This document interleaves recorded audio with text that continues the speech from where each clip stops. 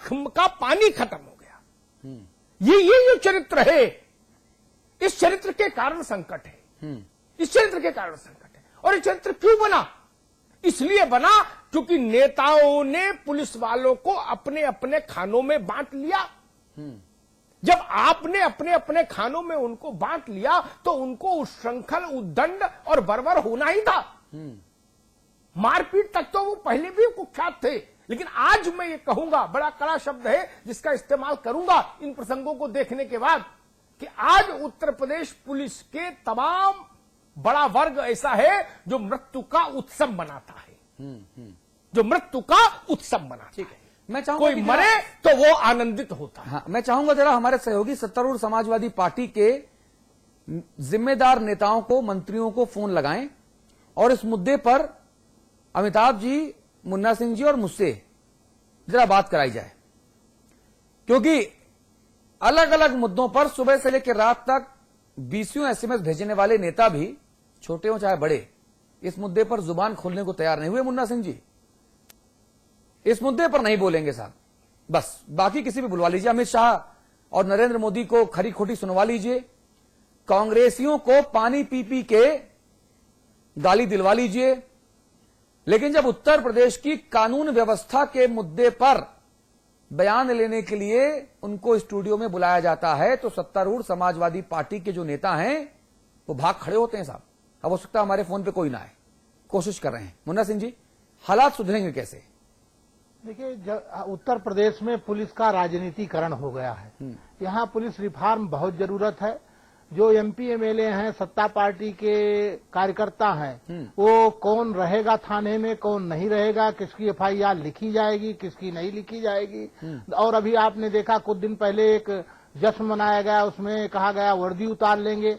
तो ये जो स्थिति उत्तर प्रदेश की बन रही है, ये शुद्ध रूप से जंगल राज की तरफ ले जा रही है। और इसमें ये नहीं है कि सबको भुगतना पड़ेगा। आज जो सत्ता के नशे में ये सब करवा रहे हैं, कल दूसरे की सत्ता होगी तो उनको भी भुगतना पड़ेगा। तो ये तो बिना दलगत राजनीति से ऊपर उठ करके, एक तरफ तो राजनीतिक पार्टियां कह रही हैं सीबीआई जो है वो स्वतंत्र हो, हमारी भी मंशा है कि जितनी जांच एजेंसियां हैं वो स्वतंत्र होनी चाहिए, लेकिन दरोगा जो है नजरबंद रहे, दरोगा हमारे कब्जे में रहे, जिससे आम आदमी को राहत मिल सकती है, आम आदमी की पीड़ा हर सकती है। वो तो नजरबंद रहा है, लेकिन सीबीआई जिसमें हमारे ऊपर कुछ हो रहा है उसको स्वतंत्र होनी चाहिए। तो ये जो नई बहस छिड़ी है, इसकी तरफ भी आपको ध्यान देना होगा। नहीं, इसकी तरफ ध्यान देना होगा, लेकिन जिम्मेदारी तो सरकार की है ना अमिताभ अग्निहोत्री जी, जिम्मेदारी सरकार की है। सरकार की तरफ से केवल एक झुंझुना दिया गया वायदों का, उसको बजाइए। कुछ एक जगहों पर लैपटॉप वाला झुंझुना दिया गया, वो उसको बजा रहे हैं। हर किसी को जो जुबान खोले उसको झुंझुना पकड़ा दो। पत्रकारों ने जुबान खोली तो पत्रकारों के घर पर टैबलेट पहुंचा दिए गए कि भाई आप मस्त रहो, आप मत कुछ बोलो। देखिए, मूल बात यह है कि यह नई सरकार जब आई, हाँ, 15 मार्च 2012 को जब शपथ ली अखिलेश जी ने, हाँ, तो कम से कम मैं उन अव्यवहारिक लोगों में नहीं था, दिवा स्वप्न देखने वालों में, जो मैं ऐसी कोई अपेक्षा रखता इस सरकार से कि ये 2 महीने, 5 महीने, 6 महीने में 22 घंटे बिजली पैदा कर देगी उत्तर प्रदेश को देने के लिए। संभव नहीं, किसी की सरकार हो, संभव नहीं। बराक ओबामा भी उत्तर प्रदेश के चीफ मिनिस्टर हो जाए तो भी 1 साल में बिजली नहीं बनती, फ्लाईओवर नहीं बनते, यूनिवर्सिटीज नहीं बनती। ये बात कई बार मैंने कहा, अपेक्षा भी नहीं की। कभी इस शो के इस मंच से मैंने बोला भी नहीं कि आपने ऐसा क्यों नहीं किया। लेकिन मैं ये मानने को तैयार नहीं कि शपथ लेने के 48 घंटे के भीतर उत्तर प्रदेश भर के गाजीपुर से गाजियाबाद तक के थाने और उनके थानेदार नहीं सुधर जाए। अगर हनक हो तो 48 घंटे बहुत होते हैं शपथ लेने के बाद, 48 घंटे। मायावती के शासन में मैं 100 आलोचनाएं मायावती की स्वीकार कर सकता हूं, कुछ आलोचनाएं मैं खुद भी करता हूं, लेकिन ये जरूर कहूंगा कि शासन में हनक थी। चीफ सेक्रेटरी और डीजीपी से लेकर होमगार्ड तक सबकी रीढ़ की हड्डी सीधी थी, सीधी। वो राजनीतिक पार्टी नहीं थी क्या? उनको राजनीति नहीं करनी थी क्या? वो संत थे, हरिद्वार से आए थे, मुमुक्ष आश्रम से नहीं ना, परमार्थ आश्रम से नहीं। कल्याण सिंह चीफ मिनिस्टर थे उत्तर प्रदेश में। उनके राजनीतिक विरोधी भी इस बात को नहीं कह सकते कि कल्याण सिंह के शासन की हनक नहीं थी। अकेला मुख्यमंत्री था। मुन्ना सिंह जी देखा होगा, ये जमीन से जुड़े आदमी है कि उत्तर प्रदेश में नकल का हजारों करोड़ का कारोबार है, हजारों करोड़ का, इम्तिहान में नकल का। मुन्ना सिंह गलत तो नहीं कह रहा भाई? नहीं सही कहा। हजारों करोड़ का, और सारे रिटायर्ड और बेरोजगार नेताओं ने स्कूल खोल लिए महात्मा गांधी के नाम पर, सरदार पटेल के नाम पर, जो नकल का ही काम करते हैं। वहां कभी बच्चा पढ़ता नहीं, केवल नकल ही होती वहां, पेपर देने भी नहीं जाता। हजारों करोड़ का बिजनेस, ये सिर्फ कल्याण सिंह की सरकार थी। मुझसे मुख्यमंत्रियों ने कहा कि भाई साहब नकल रोक नहीं सकती उत्तर प्रदेश में, ये कल्याण सिंह की सरकार थी जिसने नकल रोक के दिखाई ना। वही डीआईओस थे, वही बेसिक शिक्षा अधिकारी थे, और वही भ्रष्ट प्रबंध तंत्र थे स्कूलों के, रुकी। इसलिए अगर कोई ये कहे ऐसा हो नहीं सकता तो मैं नहीं मानता। जी, रामाश्री कुशवाहा हमारे साथ राजा की कमजोरी है। हाँ। राजा की कमजोरी। हाँ, रामाश्री कुशवाहा हमारे साथ जुड़ गए हैं। आप उत्तर प्रदेश में सत्तारूढ़ समाजवादी पार्टी में रसूखदार नेताओं में से एक हैं। आप मुलायम सिंह जी की कोर टीम के सदस्य हैं, दर्जा प्राप्त मंत्री हैं। रामाश्री जी, बहुत स्वागत आपका समाचार प्लस पर। जी नमस्कार अतुल जी। नमस्कार भाई साहब, मुझे बताइए, ये जो आपकी पुलिस है, उत्तर प्रदेश की जो पुलिस है, ये बावली क्यों होती जा रही है? ये जुल्मी अत्याचारी क्यों हो गई है? बावली ने बर्बर होती जा रही है, बर्बर।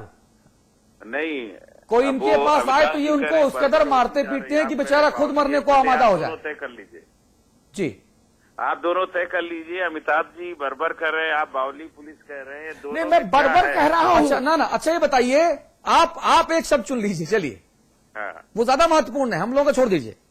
देखिए, मैं जो शब्द चुन रहा हूँ, हाँ, उत्तर प्रदेश की पुलिस बहादुर थोड़ा है। अनुशासनहीन हो सकती है, हाँ, और जो अनुशासनहीनता करता है, कानून व्यवस्था को हाथ में ले लेता है और न्याय नहीं देता है, तो निश्चित रूप से उसको दंडित करते हैं। अच्छा, कोई पुलिसकर्मी हो। अच्छा, और ये जो मामला बुलंदशहर का है, हाँ उसी प्रकरण में शायद आप बात कर रहे हैं जी। तो इस प्रकरण में मैं यही कहूंगा कि वो लगातार ही कहते रहे सुरक्षा नहीं मिली। सुरक्षा में भी वहाँ 5 सिपाही लगातार लगे रहे हैं, और जब वो परिवार ने आग लगाई तो वहाँ 2 कांस्टेबल खड़े थे, और वो कांस्टेबल भी जले हैं। तो ये जांच का विषय है, ये लोग क्या चाहते हैं। कोई वो परिवार का अटैक नहीं हुआ उस फैमिली के ऊपर। कुशवाहा जी, जी एक सवाल पूछने की मैं हिमाकत करूं आपसे। जी बिल्कुल। आपको पता है कि इस परिवार ने आग क्यों लगाई? परिवार का कहना है कि हमको न्याय नहीं मिला और लड़के वाले धमकी दे रहे थे। नहीं, ये तो आप बहुत पुरानी खबर सुना रहे हैं। जी, नई खबर मैं सुनाऊं आपको। जी जी। जो वहां कोतवाल साहब थे, उन्होंने महविश और उसके पूरे परिवार के साथ अभद्रता की, मारपीट की, उनको जातिगत अपमानजनक शब्दों का इस्तेमाल किया गया, उन्हें गाली गलौज सुनाई गई और बोला गया तुम्हारे जिंदा रहने का फायदा क्या, इससे अच्छा तुम मरी जाओ। इस वजह से इन्होंने मिट्टी का तेल डाल के आग लगा ली। अच्छा अतुल जी, मेरे ये संज्ञान में नहीं था जी। और कोतवाल भाग गया। हाँ। निश्चित रूप से इस और कोतवाल पुलिस थाना छोड़ के भाग गया।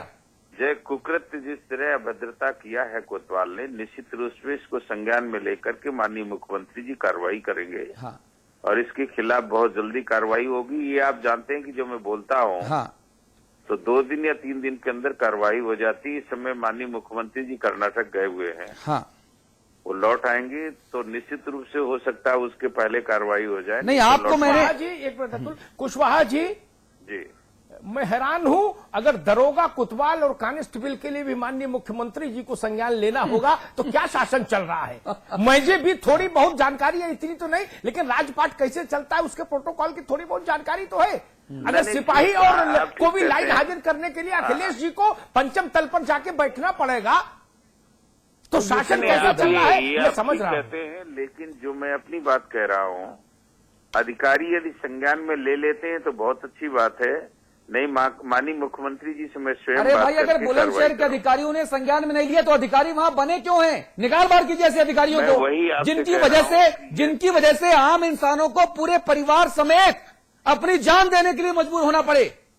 देखिए, मेरी व्यक्तिगत राय है कि यदि अधिकारी कार्रवाई नहीं करते तो माननीय मुख्यमंत्री जी अरे कौन अधिकारी? एसपी, एसएसपी, सीओ, निकाल बाहर कीजिए लोगों को। क्या जनता से बड़े हैं ये अधिकारी? कुशवाहा जी, के खिलाफ कुशवाहा जी, कोई भी अधिकारी क्या जनता से बड़ा है?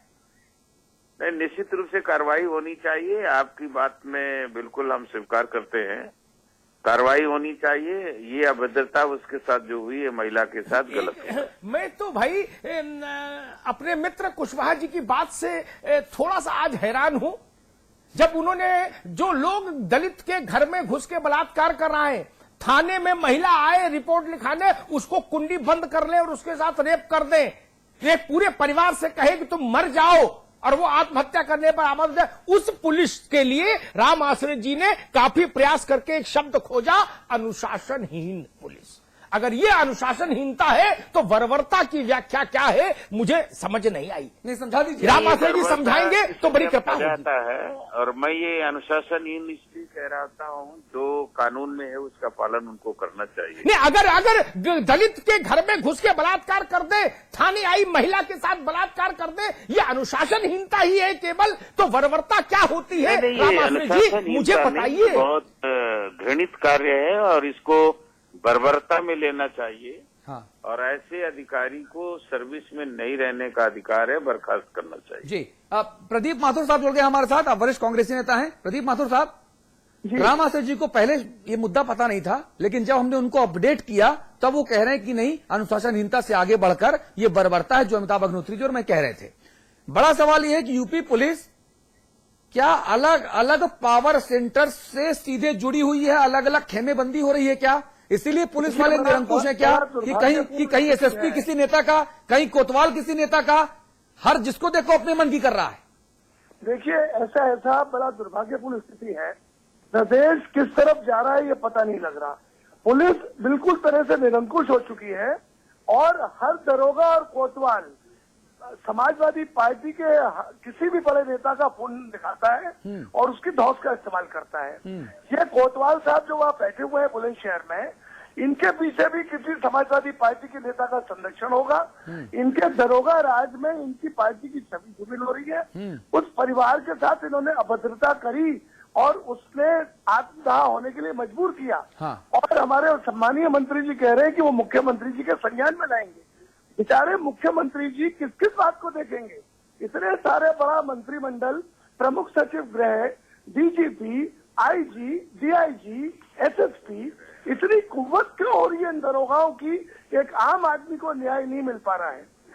मैं आपको कल की बात बताऊं, मैंने एक कल फोन किया एसओ हाईवे को, उसने मेरे साथ बदतमीजी करी और कहा कि आप जैसे एमएलएस को हम बहुत जानते हैं अच्छी तरह से, और मैंने भी उनसे कहा कि भाई इसके साथ पुलिस आपके सिपाही बदतमीजी कर रहे हैं इस महिला के साथ, पर उन्होंने कुछ नहीं सुनी। और जब मैंने एसएसपी से बोला तब एसएसपी की डांट लगी, तो बोले विधायक जी से बात कराइए।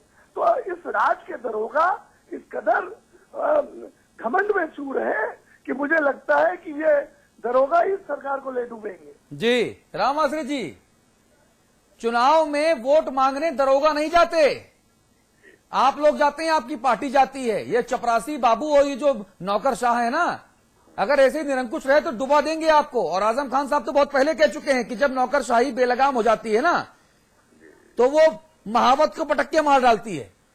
देखिए अतुल जी, मैं इस संबंध में एक ही बात कहूंगा, किसी एक कर्मचारी या दो कर्मचारी के वजह से पूरे मैं आपको 2 दर्जन मामले गिना सकता हूं जनवरी से लेकर अब तक के। भाई साहब 2 दर्जन पूरी सूची लेके बैठा हूं। की संख्या भी मैं मान लेता हूं।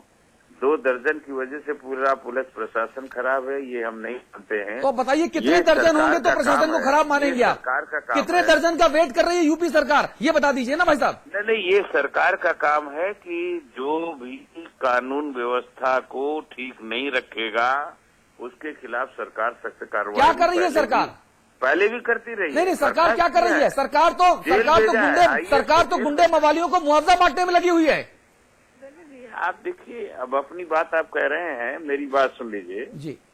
हमारी सरकार ने जिस भी अधिकारी ने कानून व्यवस्था बिगाड़ने का काम किया है उसके खिलाफ कार्रवाई किया है, सस्पेंड किया है, बर्खास्त किया है और एफआईआर दर्ज किया है। आम आदमी की तरह उसके साथ सलूक किया है सरकार ने, चाहे मंत्री हो, चाहे कैबिनेट मंत्री हो, चाहे विधायक हो, चाहे आईएएस अफसर रहे हों, आपने देखा है लगातार हमने कार्रवाई किया है, हमारी सरकार ने किया है। निश्चित रूप से इसमें भी कार्रवाई की जाएगी, मैं आपसे ये वादा कर रहा हूं। और आपने देखा है कि जब हमने कुछ कहा है उसमें कार्रवाई हुई है। जी, बहुत बहुत धन्यवाद आपका रामाश्रय कुशवाहा।